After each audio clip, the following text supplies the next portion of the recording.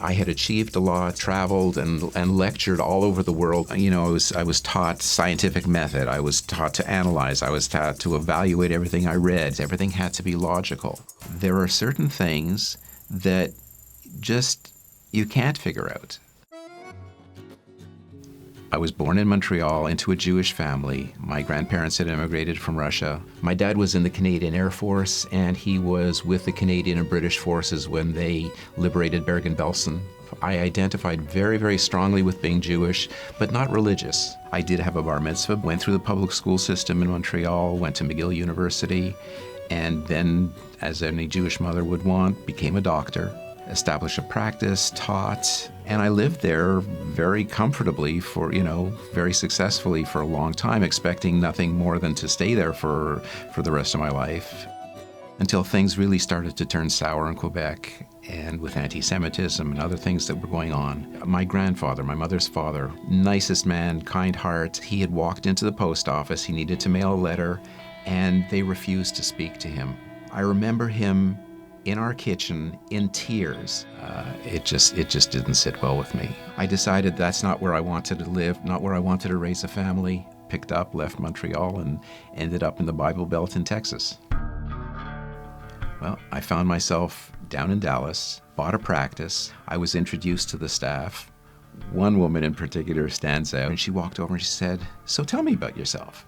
I was very wrapped up in myself at that time. I had achieved a lot, traveled and lectured all over the world. Religion really wasn't part of my life. I wasn't used to people basing their lives on religion. I wasn't used to people with spiritual backgrounds, and that was her. There was something about her. There was a peace, there was a solidity, something that she had in her that I didn't have.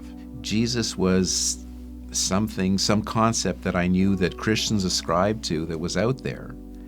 But as far as I was concerned, I was Jewish, I was doing what I was on my own path. The more she told me about Jesus, about God, the more I started to understand that this is something that I probably needed.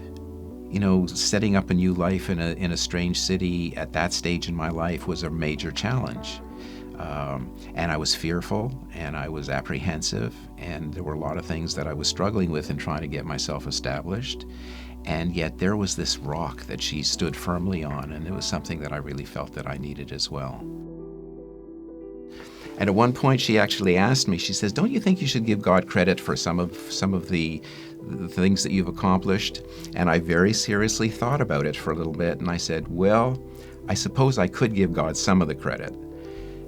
Dawn and I were married in 2010, and for our first anniversary, after some back and forth, we decided that we would go to Israel. The gentleman who was actually our tour leader was he was a Messianic Jew, had grown up in a traditional home, much like I had, and he took us from site to site and described everything really in a Jewish context.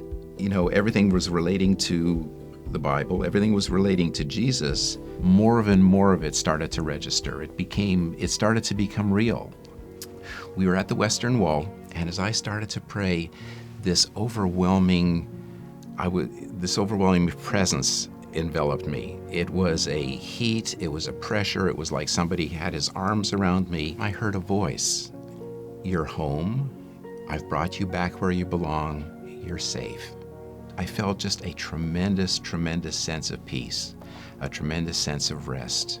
And I was convinced, there was no question that this was a very real experience for me. But you need to, as a Jew, we had always been brought up to believe that, if you're going to be Jewish, you cannot believe in Jesus, you cannot believe in Yeshua. And so I went to our tour leader that morning, and I asked him, I said, "I have some questions for you," because he had grown up in a traditional Jewish home, and now here he was a believer and a Messianic Jew, and I needed to know how do you do this? When he explained to me that you can believe, you can accept Jesus as your Messiah, and doing so doesn't mean that you have to relinquish being Jewish. You do not have to give up being Jewish in order to believe. It was literally like somebody turned on a light switch. On that Friday night, which happened to have been the first night of Purim, of all the places to be saved, I mean, if you wrote a script for that, I can't think of any better place that I would like to have been. I accepted Yeshua. I accepted Jesus as my Messiah. I looked at Donna and say, like, I've got it too. I'm standing on that same rock that she was standing on. So it's not just the two of us. It's the two of us and Yeshua as well.